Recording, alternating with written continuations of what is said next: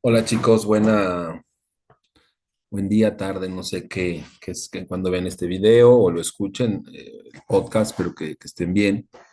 El día de hoy vamos a darle continuidad justo a estos textos que hemos clasificado como el criollismo ilustrado, ¿no? Esta búsqueda como de una identidad propia dentro de las categorías occidentales, ¿no?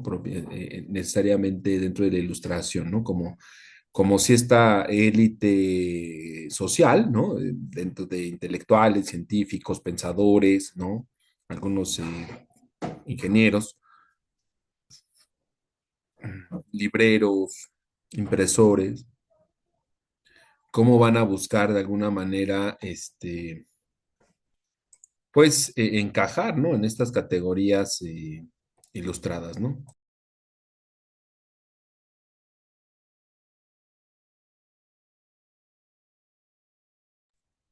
Perdón, hicimos como una mini pausa.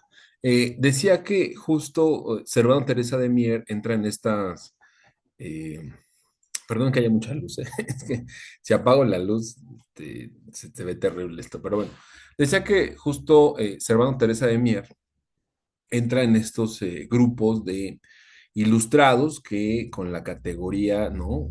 De ilustración, de todos estos supuestos, ¿verdad? De pensadores, científicos, um, ¿no? Historiadores, van a hacer un esfuerzo dentro de llamarlo como una especie de competencia o más bien como de escuela de pensamiento, imitando un poco las modas europeas, ¿no? Por lo menos la digamos como la influencia, ¿no? Que sí lograban ejercer, pues, estos grupos de estudio, ¿no? Estos grupos de intercambio, pues, de alguna manera de conocimiento, eh, y que siempre van a estar ligados con la iglesia, ¿no? Ya lo habíamos dicho que a diferencia de la ilustración europea, que no es secular del todo, o sea, ahí sí estamos bien equivocados, ¿no? Hegel, Kant, todos ellos de alguna manera siempre estuvieron vinculados a sus creencias, lo que pasa es que en sus textos exponen de alguna manera algo muy distinto a sus vidas cotidianas. Esa es una crítica que por ahí haré en algún momento que me toque hablar ¿no? Del contexto historiográfico de estos autores. Pero bueno, por el momento vamos a dejarlo en que la ilustración o el proyecto ilustrado, digamos que tiene alcances hasta América, y en América hay personajes de la élite, de la élite social que se identifican con este movimiento cultural, ¿no? Movimiento o escuela de pensamiento, vamos a llamarlo así. Y Servando Teresa de Mier es uno de ellos, tardío, claro, como suele suceder, ¿no? La ilustración o el movimiento del criollismo ilustrado en América, pues sí se va a observar ya de una forma tardía, quizá a lo largo del 18 y todavía con alguna fuerza en la primera mitad del siglo XIX, ¿no? Entonces, eh, Servando Teresa de Mier pertenece digamos, a esta escuela, ¿no? Ahora, ¿por qué destaca o por qué lo destaqué, digamos, como en la selección de textos? Porque justo Teresa de Mier va a tener como dos periodos muy, muy intensos de trabajo, ¿no? De trabajo historiográfico, de trabajo histórico, bueno, de la escritura de la historia, ¿no? Lo va a hacer como fraile previo a la independencia, o sea, lo va a hacer como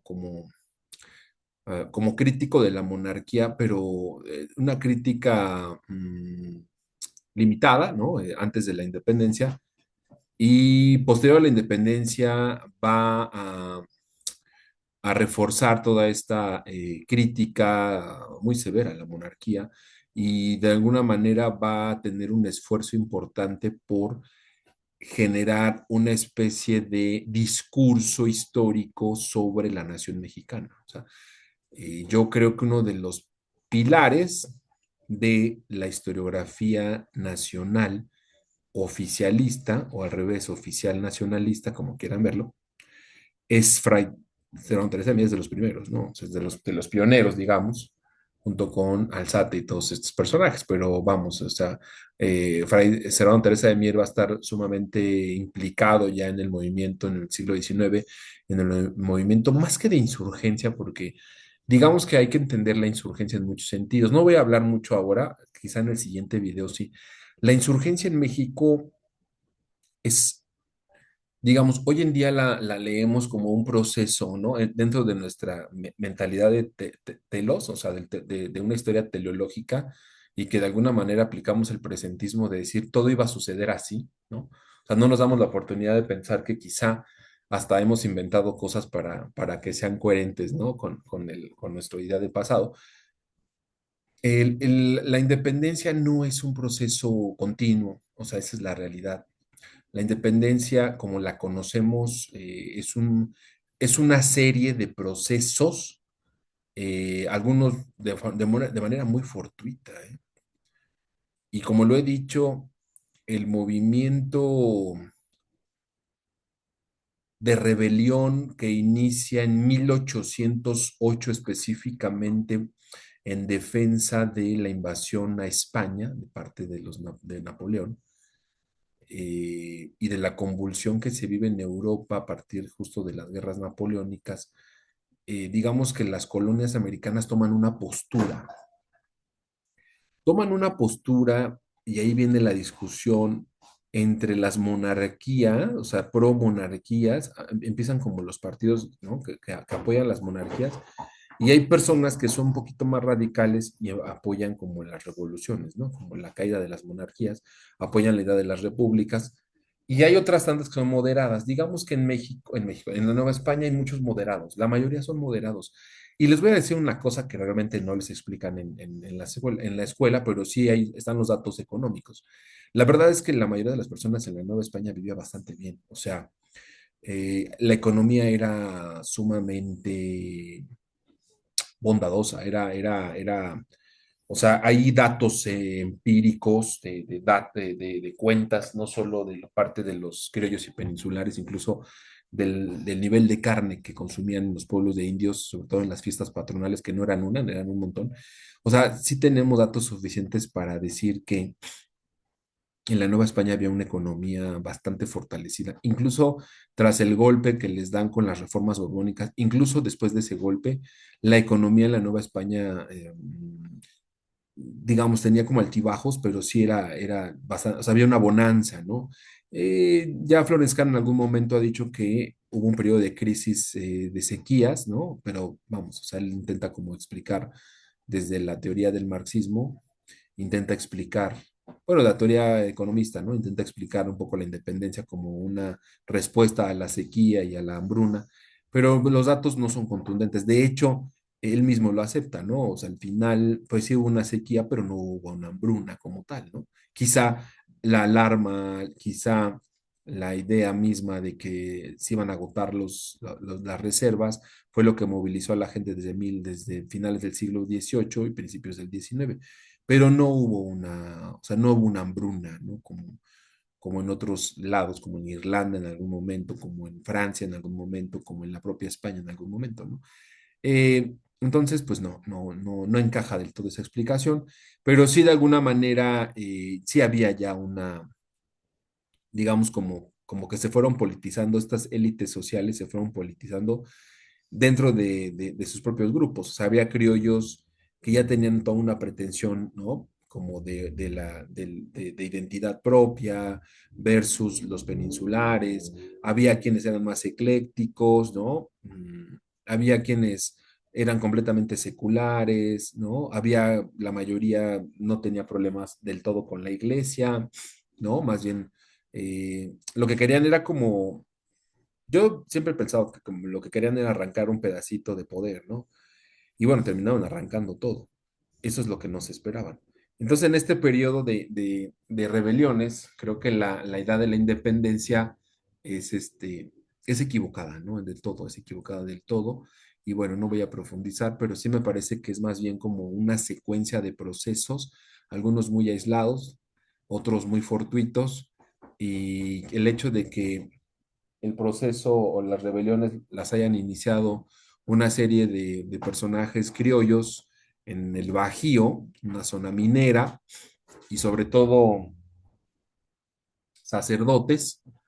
Nos dice mucho, ¿no? Que lo hayan iniciado ellos en el Bajío de manera sorpresiva, y el grito de Hidalgo nos dice todo, ¿no? O sea, viva Fernando VII, eso de mueran los gachupines, creo que siempre ha estado como en duda. Yo no creo que haya dicho eso, pero lo que sí creo que, sin lugar a dudas, o sea, está el estandarte de viva Fernando VII, o sea, no solo porque lo digo, sino porque hay un estandarte que lo pone. Y también las consignas de muera el mal gobierno, ¿no? O sea, no, era parte de estos folletitos que se repartían, estos libelos, ¿no? Que se repartían a lo largo del siglo XIX o a principios del siglo XIX, y muchos de estos libelos, pues sí mencionaban esta parte, ¿no? De muera el mal gobierno, ¿no? Un mal gobierno en el sentido de que acusaban en gran medida las instituciones coloniales, las acusaban de ser completamente corruptas, algo no muy lejano a lo que vivimos hoy en día, ¿verdad? Entonces, me refiero a las acusaciones, ¿no? O sea, la acusación de corrupción siempre ha sido algo que se ha utilizado como una bandera política. Entonces, eh, bueno, el hecho de que ellos de alguna manera apoyen a Fernando VII, estén contra el mal gobierno, y decían mal gobierno en realidad porque lo mencionaban como el gobierno que ejercían la familia Napoleón sobre España, ¿no? Ya acuérdense que estuvieron bajo el yugo napoleónico bastantes años, y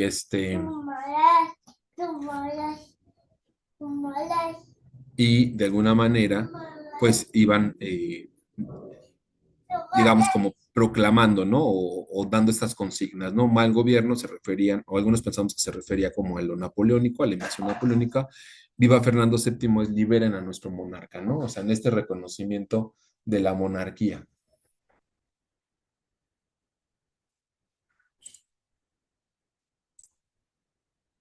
Y bueno, en este sentido, bueno, decía, justo, ¿no? Como este inicio de la independencia, me estoy volando, pero justo que Servando Teresa de Mier tiene mucho que ver en este proceso. Y, o sea, el hecho de que haya iniciado en voz de un sacerdote en el Bajío, en un pueblito abandonado de Dios, que es Dolores, hasta la fecha es un pueblito abandonado de Dios. Este, eh, ¿No? Y que haya concluido con el abrazo a Catempan entre un personaje completo y absolutamente criollo, guadalupano, católico, militar, pro-monárquico, que es Agustín de Iturbide, perdonándole la vida a Vicente Guerrero, ¿no? Que de alguna manera, pues era un mestizo, algunos incluso dicen que era mulato, eh, y que bueno, estaba prácticamente rodeado y literalmente le perdona la vida, ¿no? O sea, no, le perdona la vida en el sentido de que ya no veían más que concluir la guerra y empezar un periodo de independencia justo cuando Fernando VII pues proclama, ¿no? Echa abajo la constitución de la constitución de Cádiz, la echa abajo, y empieza un proceso como de descomposición de las lealtades monárquicas, y entonces la corona misma se cobra, ¿verdad? De la propia deslealtad del rey, y apoya a Agustín de Iturbide para la independencia. Es decir, al final la independencia la proclama un criollo noble y y la Iglesia Católica, ¿no? O sea, es un poco lo que se nos olvida, se nos olvida decirlo.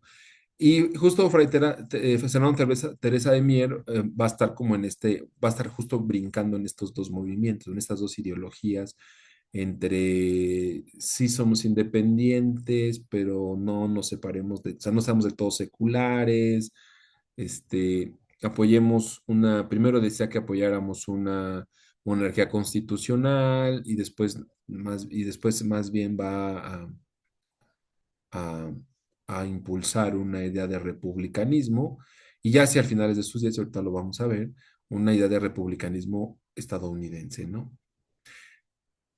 Bueno, yo tengo mis dudas, siempre las he tenido, creo que los gringos siempre han metido mucho dinero para convencer a mucha gente de aquí, pues de que sean pro algo, ¿no? Que al final los termina beneficiando. Y siempre lo he dicho, ¿no? O sea, el hecho de que Agustín de Iturbide hubiese tenido entre sus primeras preocupaciones militarizar la frontera norte, era algo que a los americanos, a los norteamericanos no les gustaba del todo. Y su caída, en gran medida, creo que estuvo impulsada por ellos. No del todo, pero sí me parece que estaban interesados en que un personaje que quería militarizar la frontera y fortalecer el territorio en términos militares, no les gustaba del todo a los norteamericanos, ¿no? Entonces, porque ya tenían planes, ¿no? Estoy segurísimo que ya tenían planes de la expansión. Pero bueno, esto es un poco a grandes rasgos la idea de la independencia y por qué digo que son procesos, ¿no? No hay un continuum, sino que más bien son procesos que nosotros nos obligamos o nos orillamos a pensar como en una sola línea. Pero vamos, yo creo que si los analizáramos paso, o sea, proceso por proceso, el de Mina, el de Morelos, el de Hidalgo, el de Guerrero, el de Matamoros, ¿no? De todos estos personajes que lideraron guerrillas, pues veríamos que la insurgencia más bien fue como un periodo muy convulso y como que con muchas banderas distintas, ¿no? Ideológicas incluso distintas. Pero bueno, regresando al punto, les preparé hoy un material diferente, bueno, no tan diferente, ¿verdad? Pero sobre Servando Teresa de Mier, ¿no? Que incluso tenemos una calle, este es Fray Servando Teresa de Mier, ¿no? Aquí se ve todo. Es un fraile, ¿no? Es un cuate que ha estudiado, es filósofo, muy, muy culto, o sea, es un sabio en estos ángulos términos. Yo creo que si algo no le podemos criticar es la falta de preparación eh, epistemológica o cómo llamarlo. Ah, mm, Sí, o sea, no, no, no, no, no, vamos, es una persona muy preparada en términos académicos, muy, muy preparada de los historiadores que yo creo que hacen falta todavía en este país, ¿no? O sea, no personas que se la pasen publicando videos para la Universidad Rosario Castellanos como yo. ¿No? No, es una persona sumamente culta y pues y por obvias razones, pues era una persona de la élite. O sea, es que también eso se nos olvida y ahorita vamos a ver por qué lo menciono, ¿no? Hago mucha énfasis en eso, pero es que eso nos explica en gran medida por qué terminamos por hacer a un lado a varios sectores poblacionales, ¿no? Bueno, él es de fraile dominico. Déjenme ver, aquí yo les preparé un guión, ¿no? La pregunta central del texto, bueno, con la que yo analicé el texto que les compartí es, ¿cuáles son las características principales de la escritura de la historia de Cervantes de Mier? ¿Qué es lo que nos debemos preguntar historiográficamente, ¿no? O sea, cuáles son las características del texto en el sentido de cómo escribe la historia, ¿no? Eh, y bueno, Fray Teresa de Mier fue un fraile dominico, muy activo políticamente, eh, y que vivió o tuvo una vida llena de aventuras, de controversias, ¿no? Lo que les mencionaba, sino que incluso dejó un legado literario clave para emprender, para comprender la historiografía de la independencia mexicana. O sea, lo que yo decía al principio, es un pilar o uno de los, no me gusta decir padres, porque ya saben que esa palabra genera mucho ruido, pero me gusta decir pilares o pioneros, ¿no? De la construcción de una historiografía nacionalista, o por lo menos llamarla mexicana, ¿no? Y en este sentido, pues tuvo un estilo, un propósito y un enfoque propio que de alguna manera podríamos como asumir, que pone el ejemplo, digamos, ¿no? Se vuelve incluso hasta bueno, él propone hasta una metodología de análisis histórico, ¿no?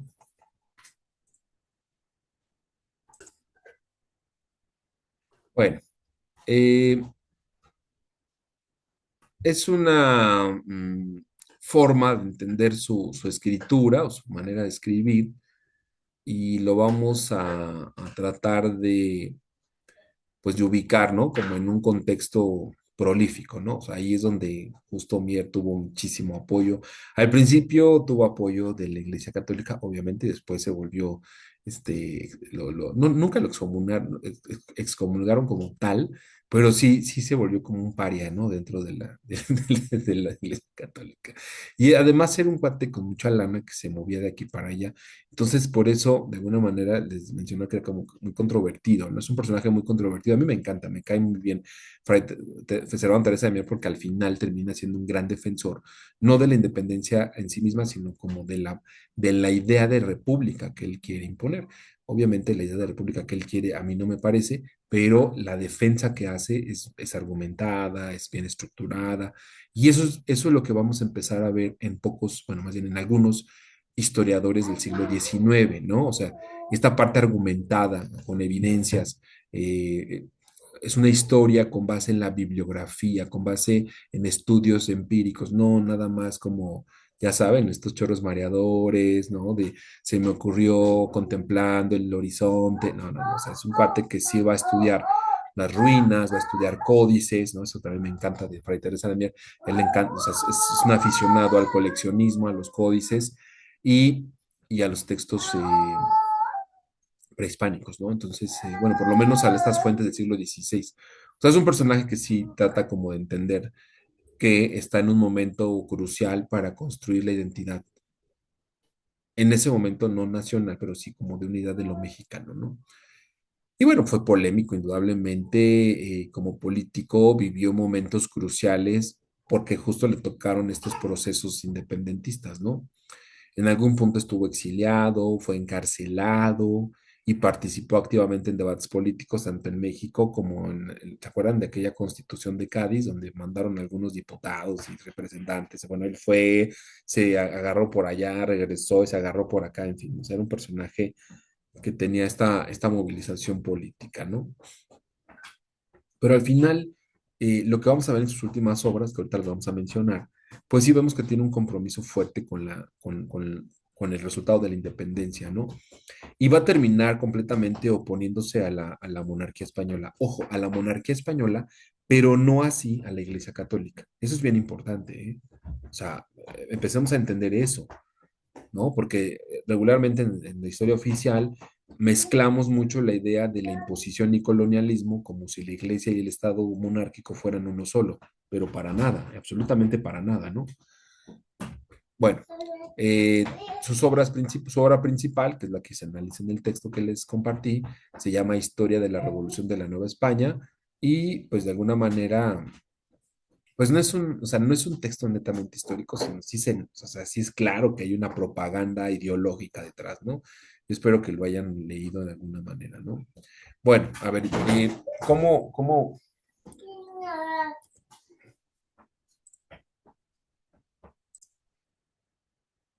Bueno, entonces decía que vamos a analizar, ahora decidí que lo que veríamos serían como un poco, como analizar las, pues algunas citas, ¿no?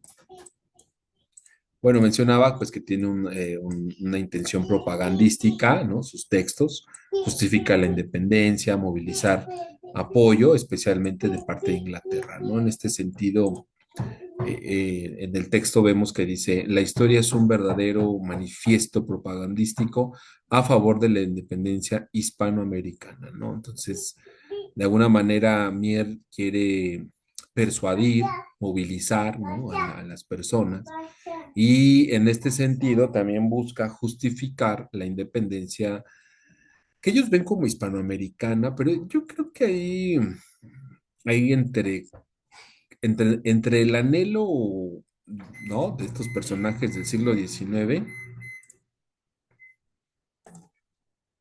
entre estos anhelos de personajes del siglo XIX, ¿no? Como, o sea, se piensa como en una posibilidad panamericana, ¿no? Así de todos los que comparten, o más bien lo que quisieran, ¿no? Que era independizar todas las colonias españolas, incluso llegando a coquetear con los portugueses, bueno, las colonias portuguesas y francesas. Y bueno, el caso de Haití, que a algunos interesó y a otros espantó, ¿no? Entonces, sí, sí hay como este anhelo hispanoamericano, ¿no? Pero obviamente Teresa de Mier, o sea, sí está pensando en apoyar completamente la, la, una, un anhelo continental, al final, pues obviamente su idea de independencia o sea, es completamente la que sucede de los movimientos o procesos novohispanos, ¿no? Y bueno, sus contemporáneos de alguna manera van a ser varios y él va a encontrar una gran, pues, recepción de ideas con personajes de Inglaterra, ¿no? Mm, claro, también forma parte de que Teresa de Mier hablaba inglés, entonces, ¿no? O sea, tenía esta posibilidad de tener esa correspondencia, ¿no? Y bueno, en esta propaganda, pues obviamente va a haber una exageración de parte de lo que sucedió en la época colonial. Y es justo ahí donde empieza como este discurso de observar la, la- el dominio español como algo brutal, ¿no? Como algo, como un ejercicio de poder descomunal, violento, ¿no? O sea, es justo aquí en esta propaganda, ¿no? Y que es un discurso que se va a repetir a lo largo del siglo XIX y no se diga en el siglo XX. O sea, es parte del discurso oficialista, ¿no? Asumir que la colonización fue todo el tiempo una tipo esclavitud española contra los que vivían aquí, es algo que Teresa de Mier va a propagar por todos lados, pese a que ahí sí no tenía tanta evidencia, ¿no? Pero bueno, el propósito lo logra, ¿no? Y también en ese sentido, pues va a haber es una especie como de defensa de la cultura prehispánica y criolla, ¿no? Y aquí sí, sí, o sea, sí hay que verlo como es, ¿no? O sea, la cita que yo rescato es esta, dice, ah, diré lo que siempre, diré lo que siempre he sentido, que en nada cedían a los españoles los antiguos americanos, sino que en muchas cosas, aún de ciencia y artes, les eran superiores. O sea, aquí ya empieza toda una pretensión de enaltecer, de glorificar a las culturas prehispánicas y entonces culpar a los españoles como de una disrupción civilizatoria, ¿no? Claro, porque en ese momento está de moda hablar mal del español, ¿no? O sea, en este momento que ya hay una independencia de la monarquía, pues lo que hay que echarles es la culpa de todo, ¿no? Eh, y justo esto permite pensar que Mier, ¿no? Se distancia por completo de una visión que imperaba en ese momento, que es eurocentrista, y trata de reivindicar como una identidad propia a partir de las culturas prehispánicas, ¿no? Y no solo habla de ellas como grandes culturas, no solo las glorifica.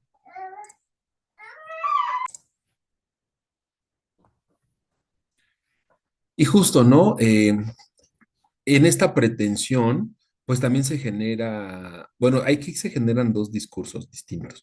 Por un lado, la glorificación de los indios americanos previos a la conquista, o sea, los prehispánicos, y el segundo discurso, que es como la continuidad o la herencia de este desarrollo, más que civilizatorio en términos como de orgullo, no sé cómo llamarlo, como de orgullo de casta, no sé, como de valentía, fuerza guerrera, no sé, o sea, de estos como valores, ¿no? Muy, muy, muy propios de la guerra, defensa, no sé, vamos, como se empiezan a glorificar sobre todo a la cultura de Tenochtitlán y lo más rescatable para nosotros es que Teresa de Mier es o sea, dentro de su propaganda política, va a asumir la herencia de estos valores de las culturas prehispánicas a las que él refiere bueno, esta forma de glorificarlas, la herencia que van a tener hacia la población criolla, ¿no? O sea, él se asume junto con este sector de la población como herederos de todos esos valores, ¿no? Y por obvias razones, aquí repito lo que ya dije en otro video y lo que estábamos viendo en clase, y por obvias razones, pues hay una divergencia en cuanto a la idea de la herencia cultural o incluso hasta la idea de la herencia como memoria, ¿no? Porque en esta divergencia, cuando los criollos asumen como propia la historia prehispánica, dejan fuera de esa herencia a los pueblos de indios coloniales, ¿no? O sea, empiezan a achacar, bueno, más bien los empiezan a acusar de muchas cosas. Ahorita no voy a abordar esa parte porque de eso hablaré en el siguiente video, pero los empiezan a acusar como que mientras que ellos perdieron esa, esa valentía, ¿no? Mientras que ellos perdieron toda esa parte civilizatoria, los criollos son los encargados de rescatarla, pues a partir de las excavaciones, a partir de la confrontación con los españoles o con los peninsulares. O sea, hay todo un discurso ideológico que se apropia, ¿no? De las culturas prehispánicas como civilizatorias, pero que además al mismo tiempo deja fuera a todos estos personajes que no son criollos, ¿no? Eso incluye la edad de los mestizos y sobre todo de los indios y de los negros, afroamericanos, por si se me ponen ahí sensibles, ¿no? O sea, los deja fuera por completos del discurso histórico, pero por completo. Por eso hoy en día nos cuesta tanto trabajo asimilar dónde quedaron ellos en esta historia nacional, ¿no? Y por eso, pues yo creo que hay que reescribirla en muchos sentidos, ¿no? Pero bueno, regreso al punto.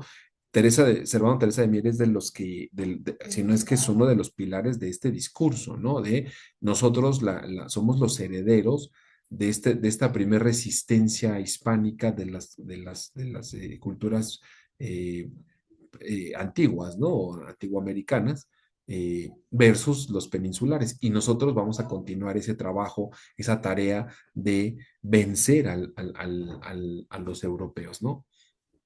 Pero vamos, es un discurso que para fortuna o para mal fortuna, pues se fue repitiendo y se fue replicando a lo largo de los siglos hasta convertirse en una verdad histórica, ¿no? O sea, hoy, si tú le preguntas a la gente en general, no se diga a nuestro expresidente, lo que yo quiero mucho, pero no se diga que le preguntes, porque sigue pensando que los españoles eran los malvados, ¿no?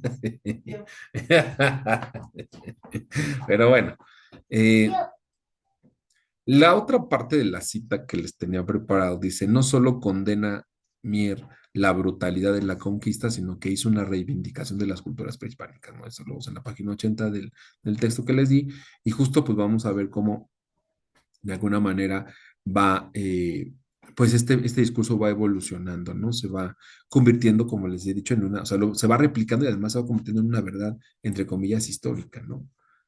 Y que hoy en día pues hay que hacer una crítica severa al respecto, ¿no? Me parece que es urgente. Bueno, eh,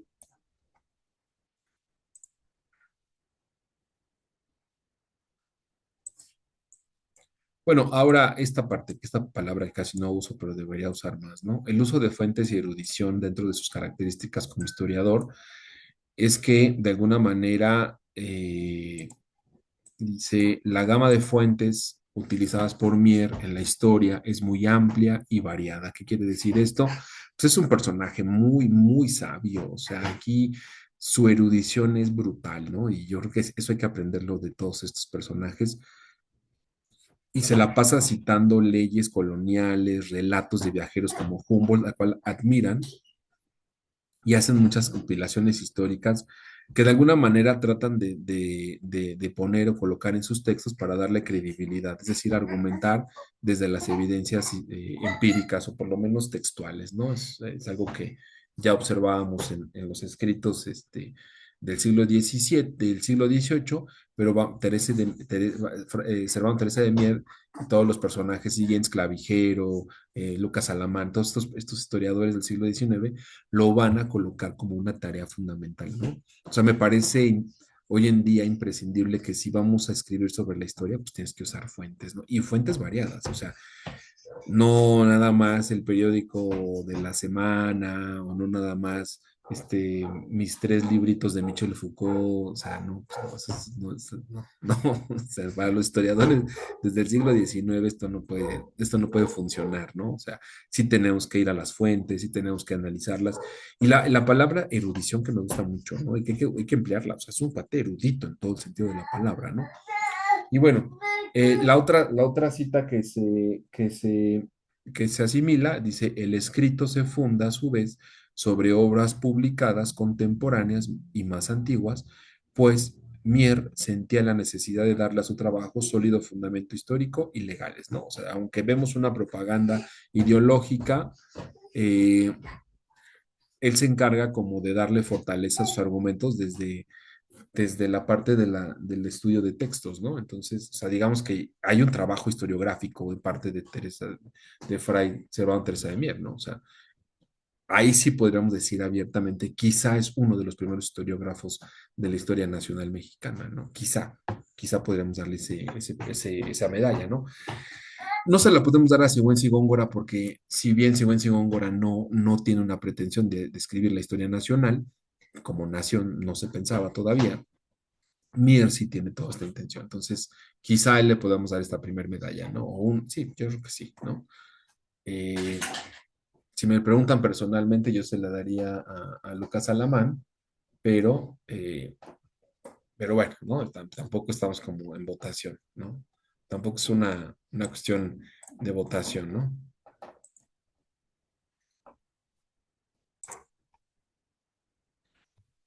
Y bueno, de alguna manera, yo creo que sí, su erudición, sin lugar a dudas, está en esta parte del uso de las fuentes, ¿no? Es un personaje sumamente, pues,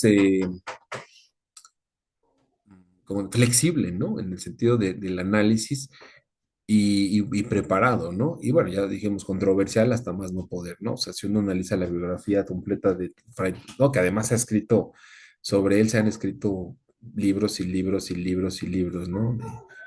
De su biografía. Porque se le considera uno de los próceres de la independencia, ¿no? Esa es la verdad. Bueno, en cuestión del estilo, aquí ya dijimos que usa muchos, ¿no? Aquí, en cuestión del estilo y la parte polémica, eh, dice nuestro autor, en diversas ocasiones posteriores, su obra sería tomada como modelo a seguir por diversas corrientes ideológicas, sobre todo aquellas que trataban de justificar eh, el fundamento de la independencia y la necesidad de construir una república, ¿no? Ahora, ¿qué hay detrás de su texto? Pues es un texto apasionado, es un texto que parece como una relatoría, aunque no lo es, ¿no? Es un texto que habla directo y que de alguna manera esta forma de escritura, como en primera persona, o por lo menos del análisis de primera persona, y expresando pues todo su sentir, todas sus emociones, van a generar pues que sus obras sean muy accesibles, muy atractivas para ciertos lectores, sobre todo en el siglo XIX. En este sentido, pues de alguna manera fue contribuyendo a las controversias, sobre todo cuando defiende primero la independencia y luego el republicanismo. Pero ojo, es un republicanismo católico, o sea, nunca se volvió secular abiertamente, ¿no? Esa es la diferencia, por ejemplo, entre él y Lucas Alamán. Y es una diferencia abismal entre todos estos personajes que van a escribir como las primeras historias nacionales o nacionalistas y los reformistas de la segunda mitad del siglo XIX. O sea, esa es una diferencia brutal porque los reformistas de la segunda mitad del siglo XIX sí van a valorar la secularización y en la historiografía la van a colocar como algo imprescindible. O sea, no solo van a culpar a los españoles, sino también a la Iglesia Católica. En los escritos de Fray Teresa, de Servando Teresa de Mier, no del todo. O sea, vemos sí el Estado español monárquico como el malo de los cuentos, pero no a la Iglesia del todo, ¿no? Y bueno, se va a enfrentar abiertamente a los españoles y justo este sector criollo los va a empezar a acusar de conservadores, ¿no? Aquí va a empezar como a surgir este mote de conservadores. Eso me recuerda mucho como hoy en día la confrontación, para mí un poco absurda, entre los llamados chairos y los llamados de derecha, ¿no? Conservadores. Y la realidad es que, o sea, no tiene nada que ver, ¿no? O sea, no, ni una ni otra, ¿no? Pero son motes que de alguna manera, pues permiten como la generación de cierta lealtad política, ¿no? Entonces, en este sentido, todo aquello, o todos los opositores a la defensa de los argumentos de Teresa de Mier y su bando, ¿no? De criollos nacionalistas, a todos los opositores los van a llamar conservadores, ¿no? O sea, si ustedes creen que la crítica a la idea de conservadurismo es nueva. No, no, jóvenes y estudiantes, claro que no, eso tiene más de 200 años, ¿no? Y bueno, hay una defensa total, ¿no? Del criollismo que al principio pues va a velar por un tipo de monarquía equilibrada, reformada en el siglo XVIII. Después se van a empezar a radicalizar con los procesos y los movimientos y las rebeldías, primero autonómicas, luego independentistas, y al final pues van a terminar absolutamente velando por una independencia total de la monarquía, ¿no? Eso es lo que vamos a ver en sus textos. Y bueno, hay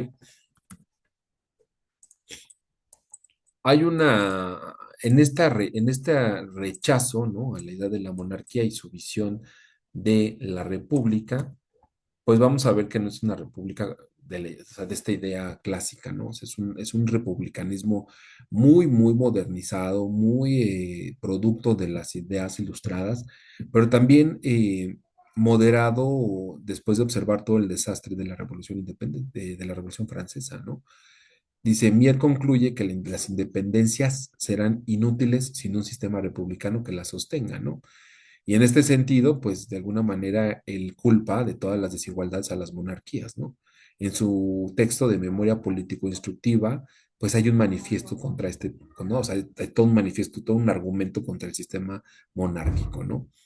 Eh, y bueno, en este sentido, el autor dice, su misión sería buscar la verdad de la historia, o sea, la verdad, ahí no se ve mi mano, la verdad, entre comillas, de la historia, la compasión natural de un ilustre perseguido y la justicia debida a la inocencia calumniada, ¿no? O sea, al final va a ser un personaje perseguido, va a ser un personaje, como dicen, controversial, y entonces pues, va a tener muchos enemigos, va a haber gente que va a jugar doble, ¿no? O sea, va a jugar primero con la monarquía, con la iglesia, una vez que se declara la independencia, se van a volver independentistas moderados, ¿no? O sea, vamos, es un periodo muy convulso, pero lo que es un hecho es que sí van a terminar por pagar cara la rebeldía, ¿no? O sea, la rebelión la pagan muy cara porque cuando los españoles sacan las manos de la Nueva España, en términos políticos, pues lo van a ir haciendo también en términos económicos y eso va a traer, eso sí va a traer hambruna entre 1820 y 1830, sí va a haber una hambruna generalizada en lo que le llaman el territorio, todavía el territorio mexicano, ¿no? Y muchas personas van a empezar como a movilizarse, pues en esta búsqueda pues, de economía, ¿no? De dinero, de comida. Y algunos incluso ahí van a empezar a ver que el auge económico de las colonias americanas, pues les va a llamar la atención, ¿no? Acuérdense que la colonia tejana al principio era mexicana, ¿no? O sea, era un territorio mexicano donde se le dio permiso a estos colonos de, de, pues de tener cierto cultivo, ¿no? Cierta ganadería, y ellos van a tener o sea, van a generar una economía fortalecida, al grado en el que va a haber mucha migración de parte de los recién mexicanos hacia el norte, ¿no? O sea, ahí va a empezar una migración fuerte porque su economía, la economía de las colonias va a empezar a incrementarse, versus una economía de la recién República Mexicana muy venida menos, ¿no? Muy venida menos porque no había dinero, no había créditos y los españoles se llevaron todo. Me acuerdo que hay un caso maravilloso de las minas en el Bajío, que cuando se da la independencia y todos dicen, bueno, ¿ahora qué vamos a hacer? La, muchas familias peninsulares y criollas se llevaron sus herramientas y se llevaron todos los mapas. Ese tema por ahí tengo yo un artículo que no he publicado, pero eh, me acuerdo que empecé a hacerlo, ya no lo terminé, pero hay una, hay una posibilidad, ¿no? Ahí lo manifiesto, es un texto sobre León y Gama, de que la cartografía novohispana que se había logrado, sobre todo hacia finales del 18 con las reformas borbónicas y hacia el 19 ya con todos estos periodos convulsos, eh, terminan llevándosela a los españoles, ¿no? O sea, ellos se llevan todo. Y entonces, mucho del trabajo que se empieza a hacer fue de cero, ¿no? Y eso implicó que cuando sucede la guerra entre México y Estados Unidos, los estadounidenses traían cartografías militares sumamente detalladas, o sea, absolutamente detalladas, versus mapas muy amateur de las milicias mexicanas, ¿no? Y bueno, eso entre otras cosas que había, ¿no? En el nivel amateur, ¿no? Bueno, eh, ya para ir cerrando esta parte, eh, vamos a ver que en conclusión, ya para ir cerrando justo, ¿no? Esta parte, pues hay un uso, ¿no? Del conocimiento histórico como herramienta de resistencia en términos historiográficos, ¿no? Eh, pero también la historia como una herramienta de transformación social, ¿no? O sea, sin lugar a dudas, el discurso y toda la búsqueda de los textos históricos de Servando Teresa de Mier, pues van a buscar de alguna manera cambiar, pues, la idea de la verdad del pasado, ¿no? O sea, son pilares de una memoria nacionalista, pues, que sí va a fundamentar, literalmente fundamentar, eh, la idea de la identidad mexicana, ¿no? De lo mexicano, lo nacional, el republicanismo, y mucho de lo que hoy creemos, pues se debe a sus textos, ¿no? Entonces, pues sí vamos a ver que sus textos terminan siendo como una mezcla erudita entre una, pues una gran búsqueda de fuentes y también una gran pasión detrás, un compromiso político, ¿no? Y por eso me parece que es una fuente invaluable para reflexionar sobre cómo se construyó la historiografía llamada mexicana, ¿no? O de la identidad de lo mexicano, aunado a que es una fuente inagotable para estudiar la independencia, ¿no? O por lo menos los procesos de independencia, ¿no?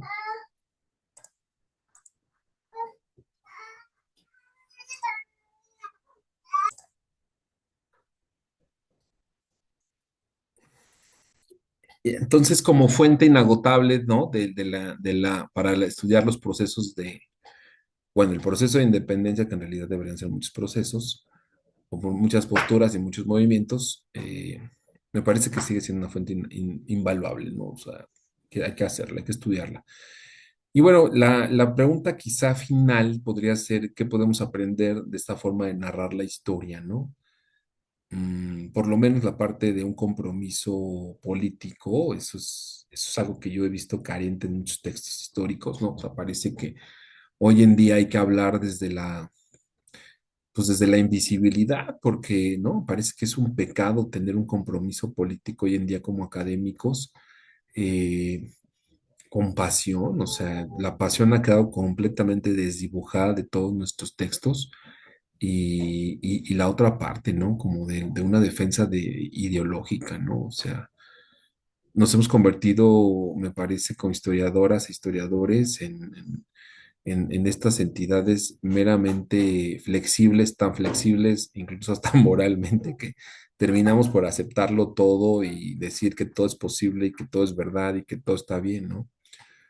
Pero bueno, creo que hasta aquí podríamos decir que este texto nos contribuye. Yo creo que podríamos dejarlo hasta esta parte, no le veo mayor conflicto. Y bueno, pues nada más comparar lo que vemos en Teresa de Mier con lo que ya habíamos dicho sobre este Sigüetzi Góngora, Alzate, ¿no? Estos textos que yo de verdad espero que los estén haciendo, ¿eh? Sí espero que de alguna manera estén haciendo sus textos, estén haciendo sus lecturas. Este me parece fascinante, es una gran lectura, no le veo como mucho problema y y bueno, espero que de alguna manera les contribuya y tengan pues una manera como de irla analizando, ¿no? Yael, no conozco a Yael Vitrangoren, la verdad es que no conozco a la persona que escribió, ya se lo estoy mostrando. No tengo la fortuna de conocer a este historiador o historiadora, Yael Vitrangoren, no sé.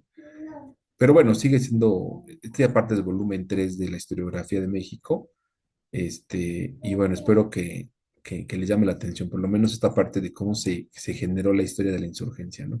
Ya en el próximo texto hablaré con mucha más profundidad sobre el discurso de la insurgencia y mis críticas sumamente severas sobre la idea de una independencia, ¿no?